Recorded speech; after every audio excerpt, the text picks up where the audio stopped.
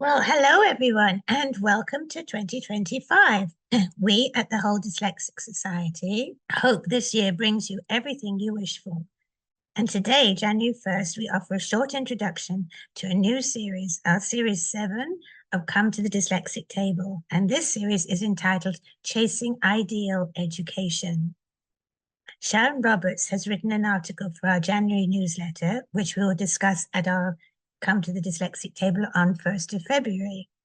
I edit the recording and then we post it as a podcast on Spotify, Podbean, and YouTube. And this format continues throughout the year. Welcome, Sharon. Thank you for writing your article all this year, as usual. It's been fantastic.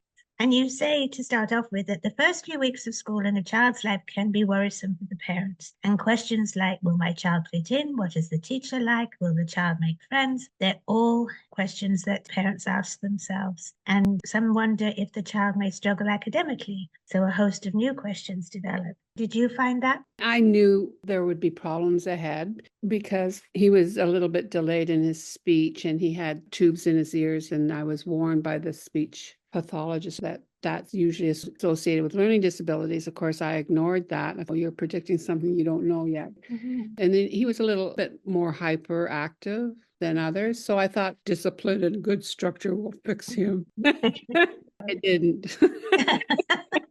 When those questions arise, you mentioned that they're often triggered by the parents' own secret fears, revolving around their memory of their own academic performance.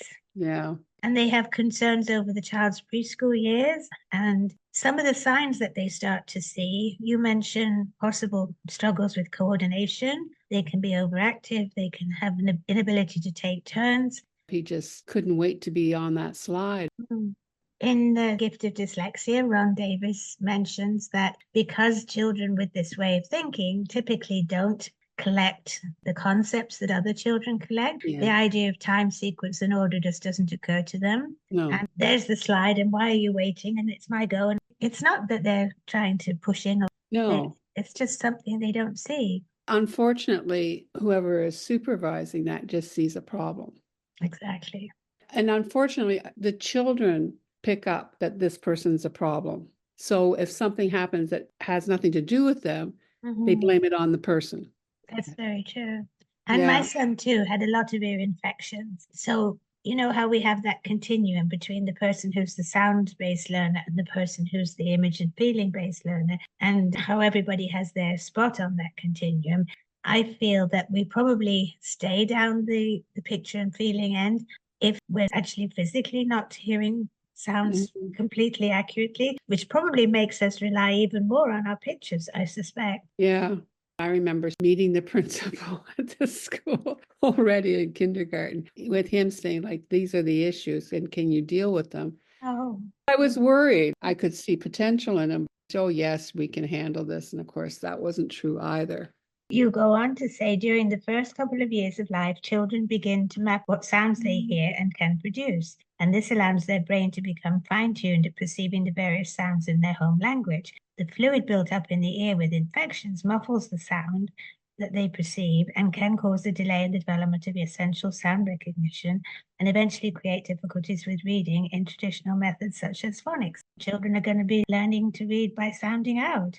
For most parents, there's a feeling that all may not be right and a hope that things will solve themselves through the school structure. And as we know, very often that's not the case.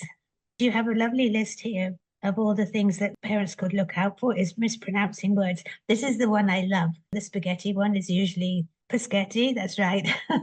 And dislocated is discalated. Little things like that. Yeah. I think it's actually quite endearing.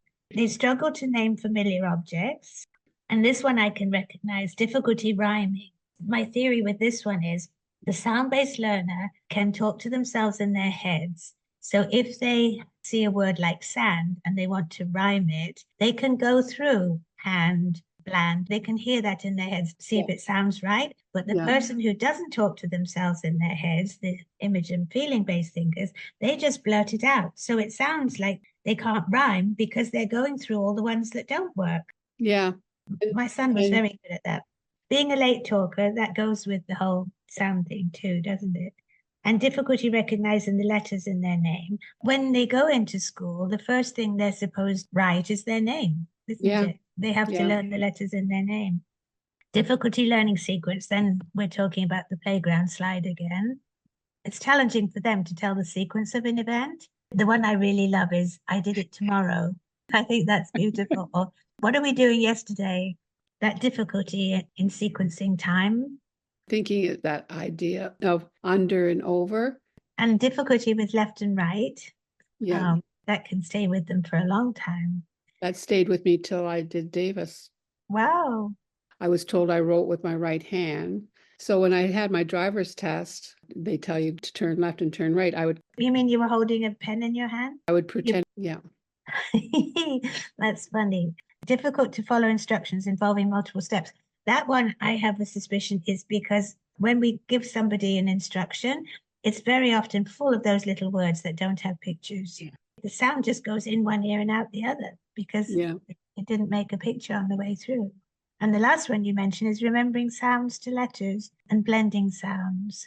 I think there's the parent that kind of knows that they've got a problem, then there's a parent that just assumes that there is no problem, but they need to be aware that those are signs that there is a problem.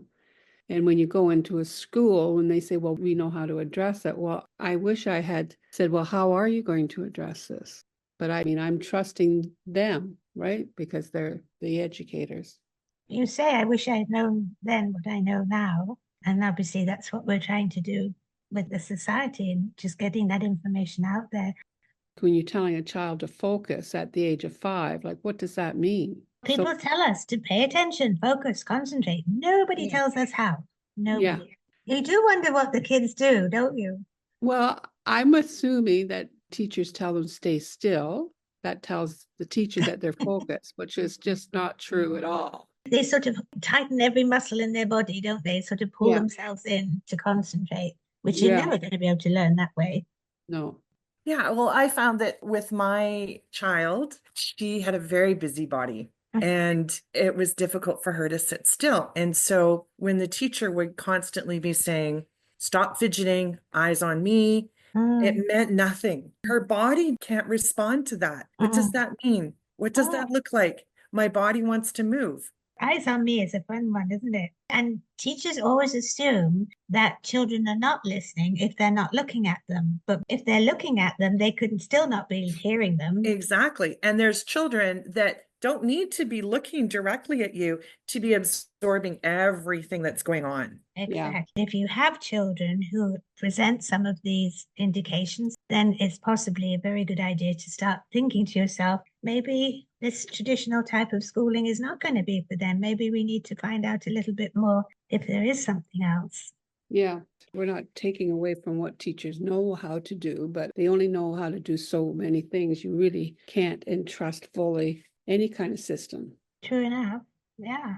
And so if you're basically thinking that you might have a child who might not be the traditional sound-based learner, who might have this amazing imagination, who can't sit still, who loves learning, always asking questions, then look around and see what there is. You know, ask your friends and see what they've come up with.